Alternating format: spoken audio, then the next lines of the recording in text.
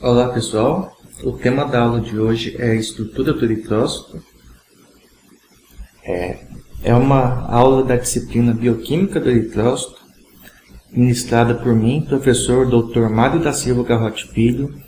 Eu sou o pós-doc do Programa de Pós-Graduação em Genética e Bioquímica da Universidade Federal de Uberlândia e essa aula foi gravada no segundo semestre de 2020. Quanto à morfologia do eritrócito, o formato é simples, bicôncavo. Quanto às estruturas celulares ausentes, o eritrócito não tem, então, núcleo e organelas, dentre as quais se destaca a mitocôndria. Uma curiosidade sobre o eritrócito é que é a célula mais abundante do organismo, correspondendo a 70% de todas as células do organismo. Quanto ao tempo de vida, em humanos, a duração em média é de 120 dias.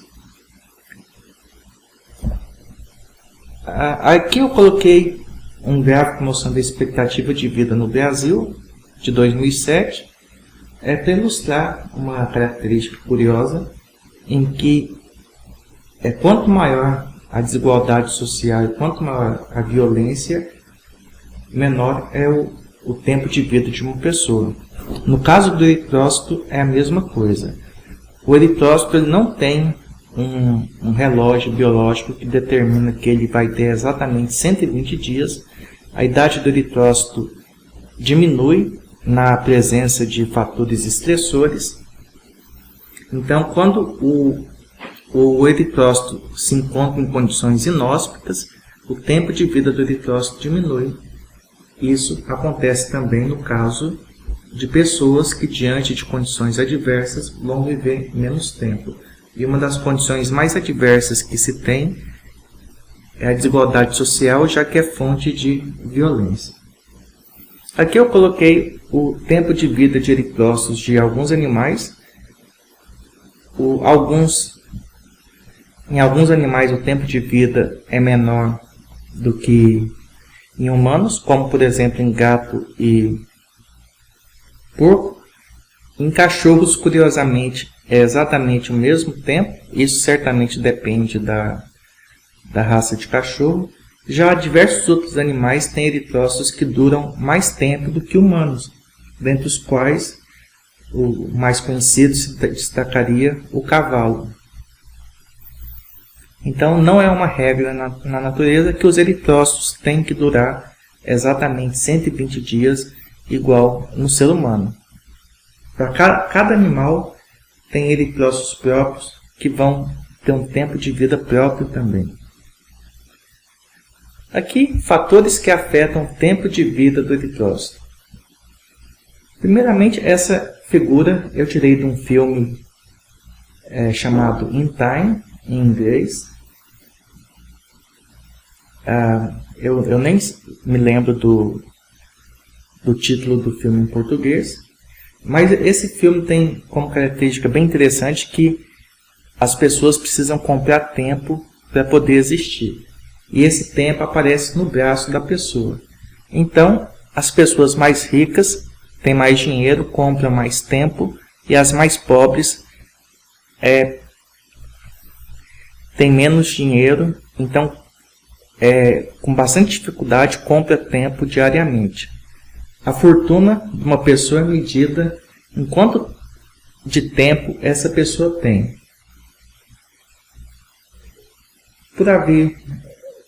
Eu achei o filme interessante por essa relação com lifespan, coloquei só de curiosidade. Então, a gente tem como fatores que afetam o tempo de vida do eritrócito, a gente tem então anemia hemolítica, hemoglobinopatias, estresse oxidativo, inflamação, esplenectomia. Esses fatores, então, alteram o tempo de vida do eritrócito. A maioria faz com que o tempo de vida do eritrócito diminua. Dentre esses fatores listados aqui, o único que faz com que o tempo de vida do eritrócito aumente é a esplenectomia. Inclusive, o baço Durante a anemia de inflamação, a atividade de macrófagos aumenta, especialmente no baço, e isso faz com que os eritrócitos sejam fagocitados mais precocemente. Quando o eritrócito se encontra defeituoso, esse eritrócito vai ser fagocitado precocemente no baço. Então, removendo o baço, o tempo de vida do eritrócito aumenta. Uma questão que poderia surgir então é por que a maioria dos fatores diminui o lifespan do eritrócito ao invés de aumentá-lo? A resposta é bem tranquila. Olha só. O organismo humano, por exemplo, normalmente funciona em seu melhor estado. Então, se ocorrer alguma alteração no funcionamento do organismo, essa alteração certamente vai ser para pior. A maioria das mudanças que ocorrem no organismo geralmente são mudanças para pior, porque o organismo já está adaptado para funcionar no seu melhor. Aqui é a membrana do eritrócito. Quanto à composição, é metade de lipídios e metade de proteínas. Dentre os principais lipídios, a gente tem o colesterol, contando com 23%, e fosfolipídios, contando o restante, 77%. Dentre os fosfolipídios, se destacam aqui a fosfatidilcolina, esfingomielina, fosfatidiletanolamina e a fosfatidilserina. Vejam que a gente tem um monte de fosfatidil alguma coisa e esfingomielina. Aqui a gente vê também os lipídios que se encontram na face interna e externa da membrana. É bem interessante observar que a fosfatidilserina se encontra praticamente somente na face interna da membrana. Isso é muito importante porque se a fosfatidilserina começar a migrar para a face externa da membrana do eritrócito, isso vai sinalizar para que o eritrócito seja destruído. Então, a célula tem que tomar providências para manter a fosfatidilserina na face interna da membrana, caso ela queira continuar existindo. Então, fora da membrana se encontra principalmente fosfatidilcolina e esfingomielina, e na face interna fosfatidiletanolamina e, principalmente, não em termos de quantidade, mas de importância, a fosfatidilserina. Até porque, em relação aos demais fosfolipídios listados aqui, a fosfatidilserina ela existe em menor proporção.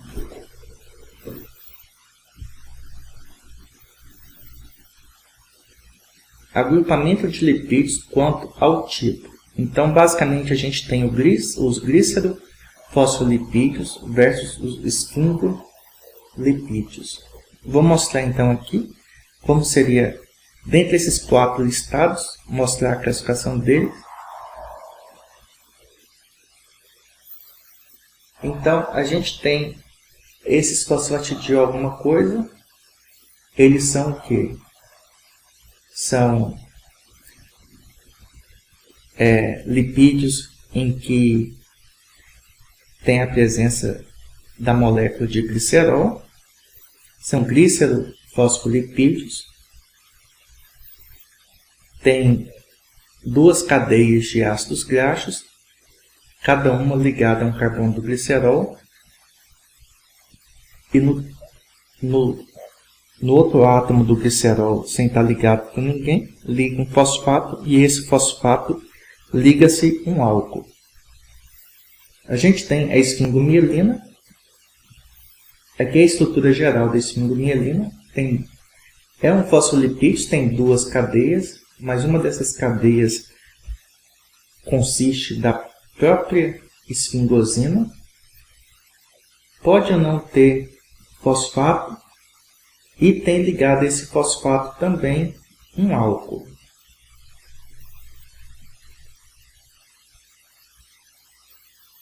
Então, vamos começar a ver aqui inicialmente os glicerofosfolipídios,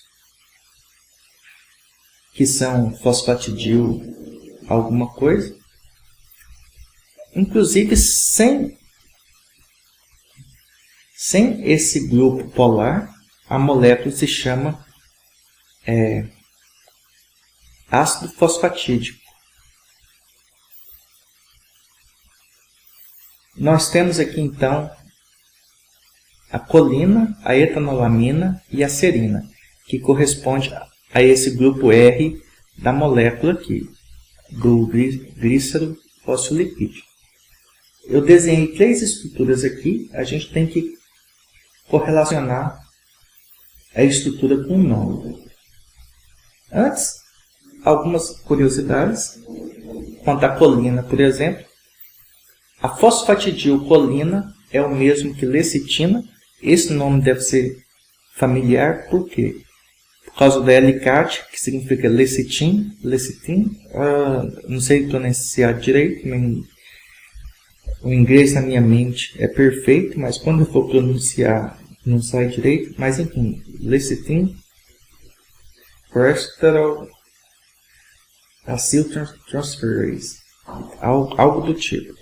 Enfim, isso aqui significa que o grupo acil vai ser removido da lecitina e transferido para o colesterol. Poderia ser, um grupo acil poderia ser esse aqui, um ácido graxo saturado, por exemplo. Eu imagino que a cadeia que é transferida para o colesterol seja de ácido graxo saturado. E aqui, ó, mais uma curiosidade em relação a essa molécula que tem 3 CH3 adicionados ao N, ao nitrogênio, que por estar fazendo 4 ligações é positivo. E esses metis vêm do SAN, que significa S-adenosilmetionina. Vamos então ver quem é quem aqui. Então a primeira molécula é a etanolamina, o que faz sentido, porque olha só, se a gente olhar esse início aqui, a gente tem MET-PET, hidroxilalol, seria um etanol ligado a uma amina, então etanolamina. O segundo já é mais complicado. O segundo é basicamente uma etanolamina trimetilada, uma trimetilamina, que tem o nome de colina. E aqui, em terceiro, é pura e simplesmente a serina, que tem como cadeia lateral um OH. Então, a serina tem função álcool, mas a serina ela é classificada essencialmente como aminoácido. Mas observem, então, que, olha só, o que os grupos polares têm em comum e que permitem que se liguem ao fosfato de um ácido fosfatídico. Então, vamos imaginar que não tem esse grupo R aqui, e esses grupos aqui vão se ligar ao fosfato. O que esses grupos têm em comum que permitem a eles se ligarem ao ácido fosfatídico, que seria glicerol mais 2 cadeias de grupo acil mais um fosfato. A característica que permitem eles se ligarem, então, a esse fosfato é a presença do OH. Essas 3 moléculas têm em comum a função álcool. A resposta, então, OH. Aqui mostrando a transformação do glicerol em esfingosina. Ressalto que essa transformação é mostrada para fins didáticos, já que não ocorre na natureza. Aqui, porque é fácil a gente se lembrar do glicerol. O que eu vou mostrar aqui é uma suposta transformação do glicerol em uma esfingosina, mostrando o que a gente teria, mostrando passo a passo como esse glicerol seria convertido numa esfingosina. Então, começando aqui, glicerol, 3 carbonos.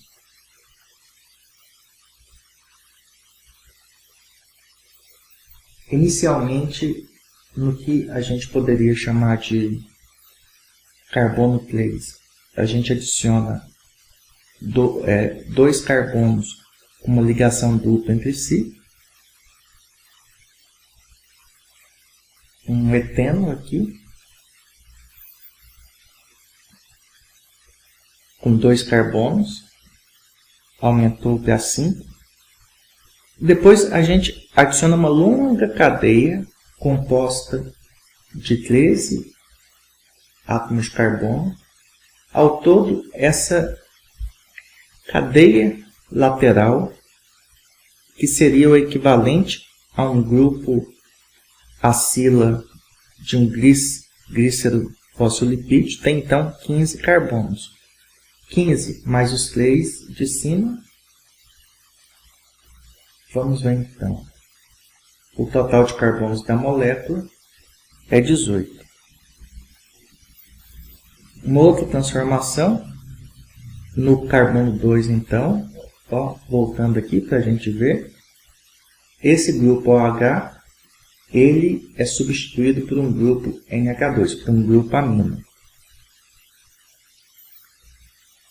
Aqui a gente vai ter então a incorporação de um grupo acila.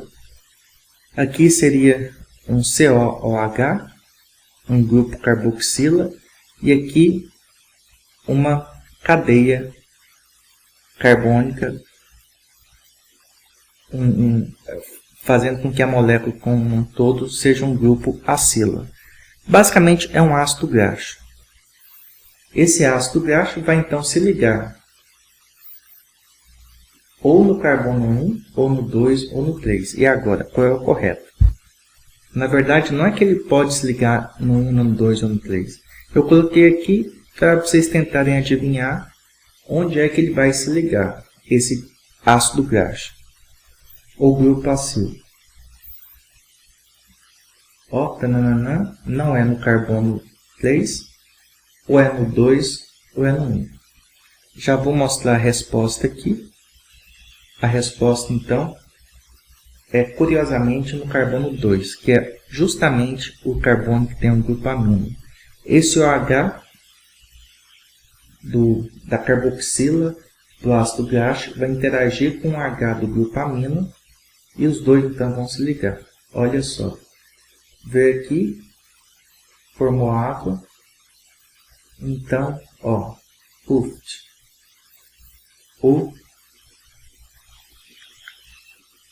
o ácido graxo se liga, formando aí sim um grupo acila. Quando ele está ligado à molécula de glicerol ou de esfingosina, aí sim ele é um grupo acila. Era um ácido graxo. A molécula formada agora com 2 caudas apolares e 2 grupos OH na porção que seria equivalente ao glicerol, essa molécula é uma molécula de ceramida. Aqui agora eu vou adicionar um fosfato.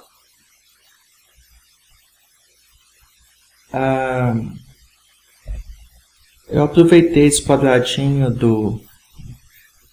de slides anteriores.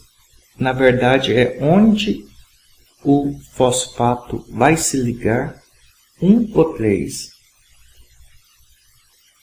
Tananana, a resposta é no 1.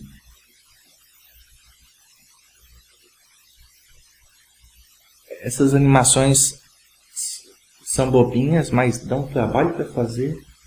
Então saiu um H do OH da esfingosina e um OH do fosfato, ou poderia ser o contrário. Enfim, o fato é que tanto o fosfato como a hidroxila perderam algum componente, formou a água, o fosfato vem e se liga. Aí a gente formou a molécula de fosfoesfingosina, uma esfingosina ligada a um fosfato.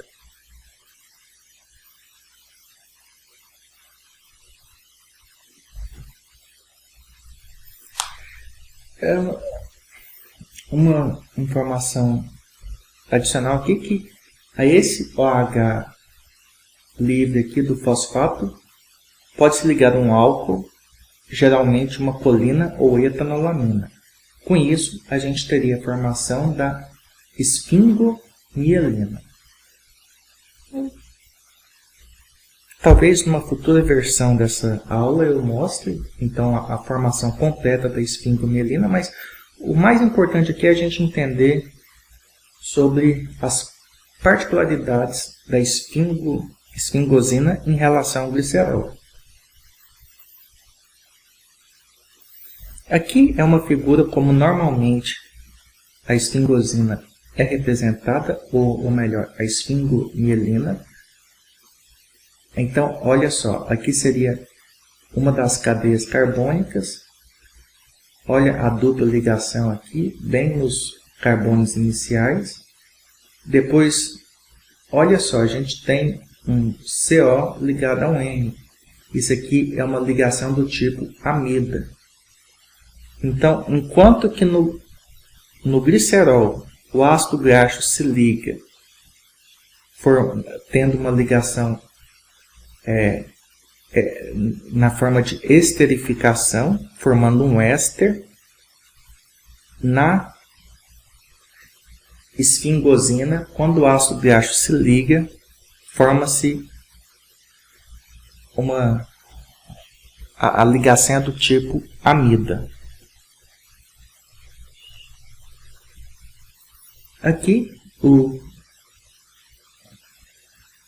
que seria o que eu chamaria de primeiro carbono, daqui, contando aqui, vindo aqui até aqui a gente teria 18 carbonos. Então, nesse que seria o primeiro carbono, a gente tem um fosfato e poderíamos ter ligado a colina. Geralmente, a esfingomielina é formada pela ligação de uma colina, aqui.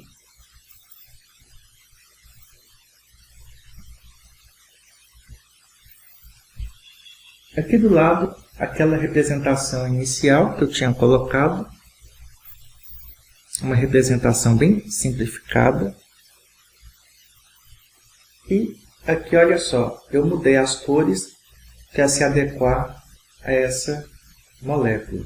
Então, aqui a gente vê claramente os 18 átomos de carbono da esfingosina, parecendo formar um L de cabeça para baixo, um L invertido, melhor chamar de L invertido. Aqui, uma outra cadeia,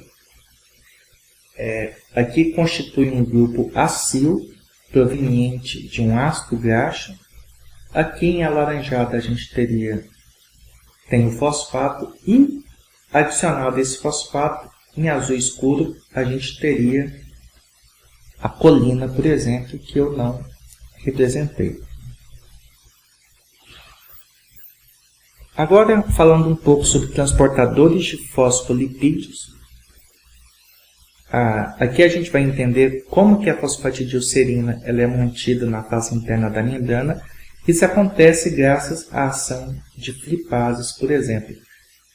Mesmo que a gente tenha alguma eventual fosfatidilcerina que vá parar na face externa, mediante o consumo de ATP, as flipases pegam então esses fosfolipídios da face externa, que não deveriam estar lá, e bombeiam eles para a face interna. A flipase faz o contrário, pega um fosfolipídio da face interna e bombeia da face externa. É um fosfolipídio que não deveria estar na face interna. A flipase pega então esse fosfolipídio e bombeia para a face externa, que é onde ele deveria estar. Eu imagino que deva existir um tipo de flipase para cada fosfolipídio. Um elemento importantíssimo é o cálcio. O nível de cálcio, quando o cálcio aumenta, ele inibe as flipases e flipases. Na verdade, o aumento de cálcio intracelular sinaliza para que o eritrócito sofra autodestruição, sofra eriptose. O aumento do nível de cálcio ativa um tipo de transportador chamado scram-base. Como o nome sugere, essa scram-base vai fazer uma bagunça aqui nos lipídios de membrana, vão fazer com que a simetria da membrana se rompa, vai fazer com que cada um dos fosfolipídios fique em quantidades equivalentes, tanto na face interna como na face externa. Ou seja, vai acabar fazendo a fosfatidilcerina ir para a face externa e sinaliza para que a célula seja destruída. Tem certas condições que promovem esse aumento de cálcio. Uma delas é quando o eritrócito não consegue produzir ATP ou produz ATP em uma quantidade muito baixa. Os canais de cálcio que bombeiam cálcio para fora praticamente param de funcionar, o nível de cálcio intracelular aumenta, as scram-bases são ativadas e a fosfatidilcerina acaba indo para a face externa e o eritrócito vai ser destruído. Em próximas aulas a gente vai entender em maiores detalhes como funciona esse processo de bombeamento do cálcio. O cálcio ele pode ser bombeado tanto por transporte ativo primário como por transporte ativo secundário. O cálcio é positivo, então no caso do transporte ativo secundário, a entrada de sódio favorece a saída de cálcio, mas a gente vai ver isso e outras informações sobre energia no eritrócito em aulas futuras, bem em maiores detalhes. Eu coloquei essa figura aqui porque eu achei ela bem interessante. Aqui, vamos começar a ver então mais detalhadamente sobre algumas das principais proteínas de membrana do eritrócito. Dentre essas proteínas se destaca a espectrina, que pode ser alfa ou beta, a banda 3 e a glicoforina.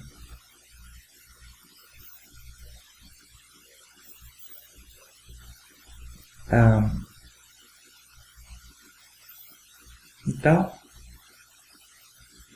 começando a ver sobre a banda 3. A banda 3 é uma proteína trocadora de ânion, ou seja, sai um ânion do eritrócito e entra outro no lugar. Sai que ânion? O bicarbonato e entra o cloreto.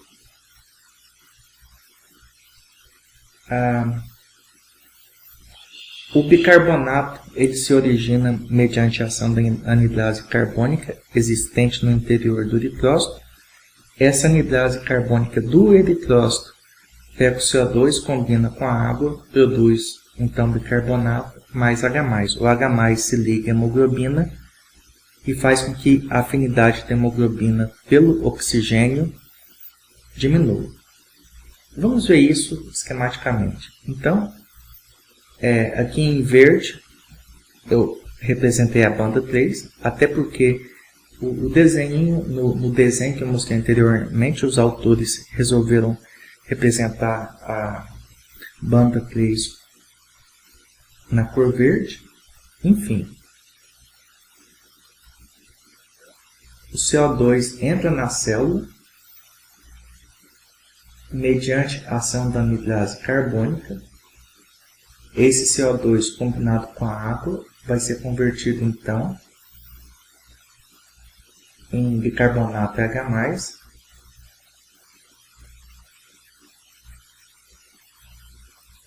Esse bicarbonato sai e no lugar entra o cloro. Esse H+ se liga à hemoglobina, faz com que a hemoglobina tenha menor afinidade pelo oxigênio e o oxigênio é liberado e sai da célula e vai para os tecidos, que é onde eles estão precisando. Observem que o O2 e o CO2 não precisam de transportador, eles podem atravessar a membrana facilmente porque são moléculas pequenas e apolares. A membrana plasmática ela é predominantemente apolar. Tem umas bolinhas pequenininhas de região polar e longas caudas apolares. Então, moléculas pequenas apolares atravessam facilmente a membrana. AC, simplesmente de anidrase carbônica. Outro tecido do corpo humano rico em anidrase carbônica é os rins. Certas regiões dos rins fazem a reabsorção de bicarbonato. Para isso, elas usam da anidrase carbônica, que fazem com que o bicarbonato seja convertido em CO2 e depois novamente em bicarbonato.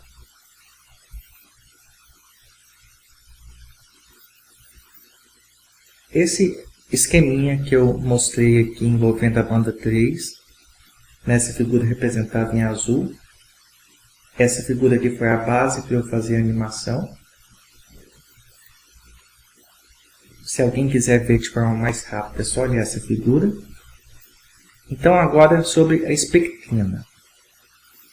A espectrina é a principal proteína do citoesqueleto. Ela tem aspecto de fibra, forma complexos juncionais com outras proteínas.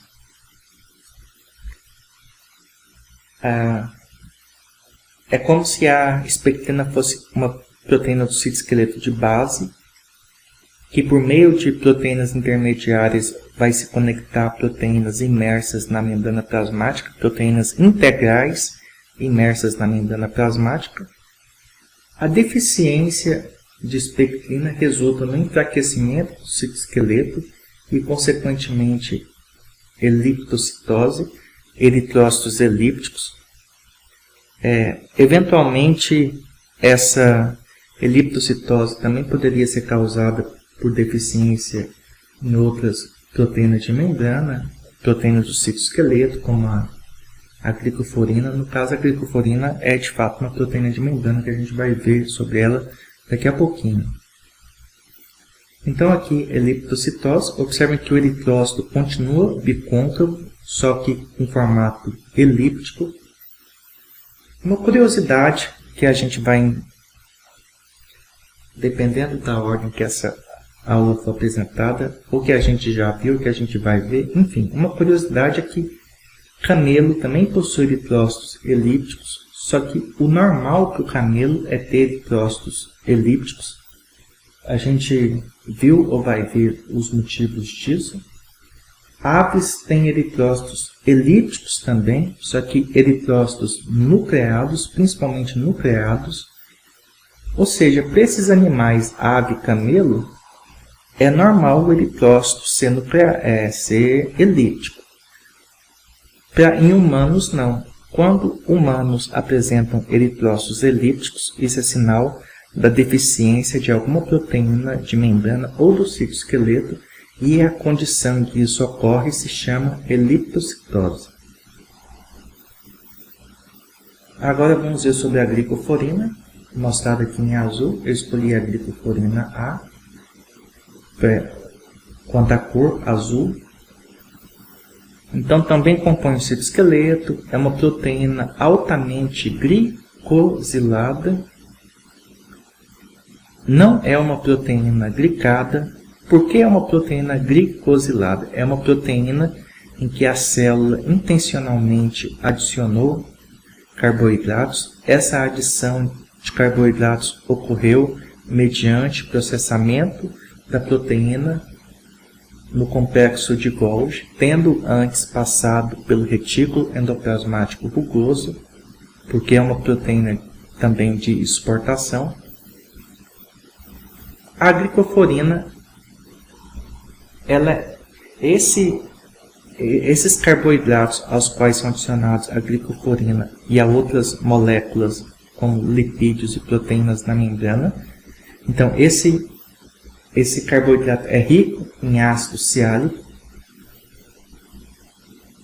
Essa camada de açúcar faz com que seja uma superfície antiaderente, faz com que o eritrócito tenha uma superfície antiaderente, porque as moléculas de carboidratos são negativas e a superfície do endotélio também tem uma camada de carboidrato, só que o carboidrato que presente na superfície do endotélio é o heparan-sulfato, principalmente, que é negativo também. A gente vai ver, inclusive, que o fato do heparan-sulfato ser negativo tem um impacto na coagulação do sangue. Então, o epitélio também tem carga negativa devido principalmente ao heparan-sulfato. E quanto à idade do eritrócito, vai ficar mais claro daqui a pouquinho, mas esse glicano, que é esse carboidrato ligado à proteína, ele termina com ácido ciálico e logo a seguir vem galactose. Este ácido ciálico ele é removido com o passar do tempo por meio de enzimas presentes no próprio organismo. A galactose é exposta, isso sinaliza para o baço que o eritrócito está velho e o eritrócito vai ser removido. Se eu não me engano, tem bactérias que também possuem na membrana justamente a galactose, que é um outro sinal para que aquela estrutura seja fagocitada.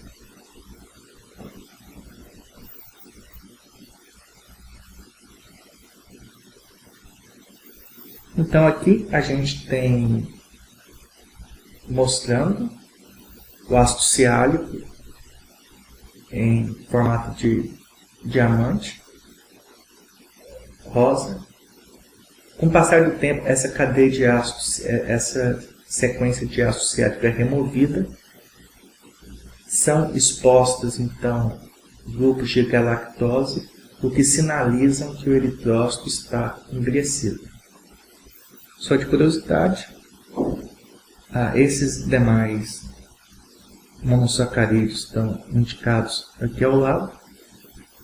E por fim, aqui na base a gente tem a proteína. A anquirina. A anquirina é o elo entre proteínas integrais de membrana e filamentos do citoesqueleto, especialmente espectrina e actina. Especialmente mesmo a espectrina. A deficiência de anquirina ou outras proteínas que ligam proteínas integrais de membrana à espectrina, então essa deficiência resulta em quê? Em eritrócitos esféricos. Os eritrócitos esféricos são esses eritrócitos mostrados aqui menores. Aqui, ó, esse outro menores e que não tem a região clarinha no meio, ou seja, não são bicôncavos, são esféricos. Por isso, a condição é esferocitose, que consiste em que? Eritrócitos esféricos por defeito, principalmente no elo entre membrana e citoesqueleto. Na esferocitose, a membrana se desconecta do citoesqueleto e com isso o eritrócito deixa de ser bicôncavo. Demais proteínas que podem estar deficientes na esferocitose, a banda 3, porque sem banda 3 não se liga a anquirina, que não se liga a espectrina, a própria espectrina e, olha só, esse aqui é o principal conjunto afetado por mutações. A gente tem então a 4.2 auxiliando a ligação da anquirina à banda 3, então uma mutação na proteína 4.2 também resulta em esferocitose. Eu coloquei essa figura aqui porque achei ela bonitinha, mostrando então a célula bicôncavo. Aqui com certeza é espectrina ligada a proteínas intermediárias que favorecem a ligação da espectrina a proteínas de membrana. Aqui essa figurinha mostrou que a causa da esferocitose seria mutação nessas proteínas que eu chamo de proteínas intermediárias, porque vai ser o intermédio na ligação, a ponte que vai ligar proteínas integrais da membrana a proteínas do citoesqueleto, dentre as quais se destaca a espectrina. Então, só essa do meio que manteve a sua função, só que pelo visto aqui não foi suficiente para que o eritrócito se mantivesse bicôncavo.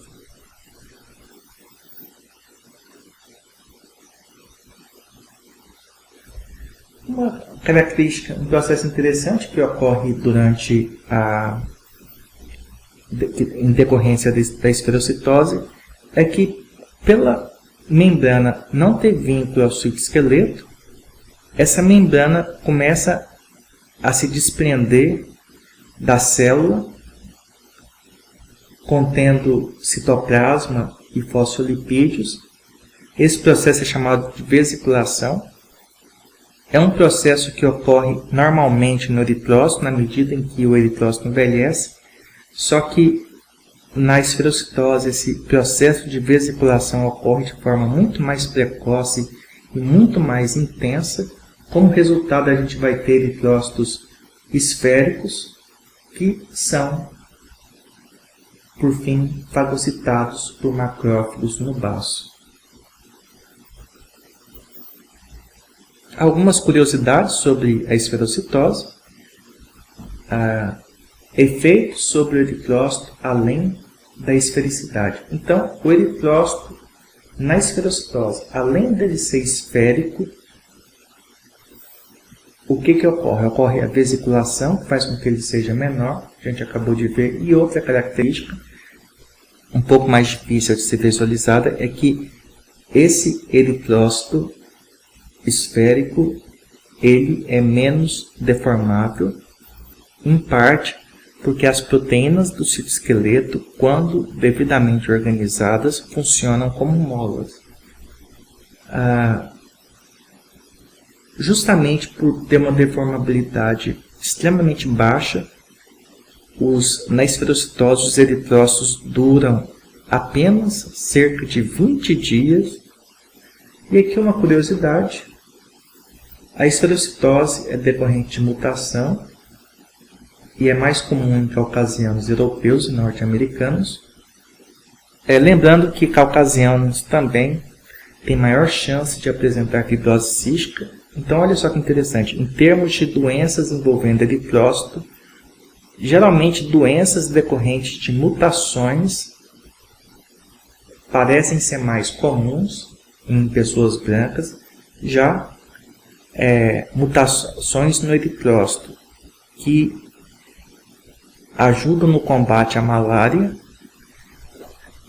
Essas mutações são mais comuns em pessoas de pele escura, em pessoas de origem africana. Estamos bem no final aqui. Então, deficiência de proteína de membrana, causas da anemia. Então, a gente tem problema no citoesqueleto, que vai resultar então em anemia.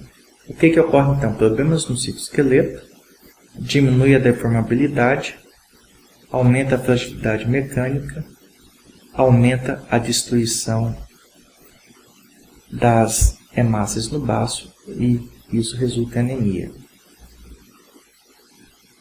E aqui então o desenho de uma figura mostrando um esferócito, um eritrócito esférico.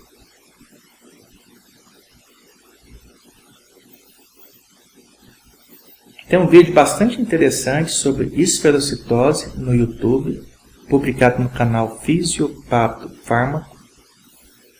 É uma sugestão de vídeo. Outros vídeos desse canal também são muito interessantes. O único probleminha que assim eu poderia dizer é que o vídeo está em inglês. Não sei se tem legenda. Se tiver, é legenda em inglês. E não sei se é uma legenda postada ou se é uma legenda gerada automaticamente. Mas de qualquer forma, é um vídeo muito bem narrado, muito bem mostrado na forma de animação. Então, vale a pena. E muito obrigado.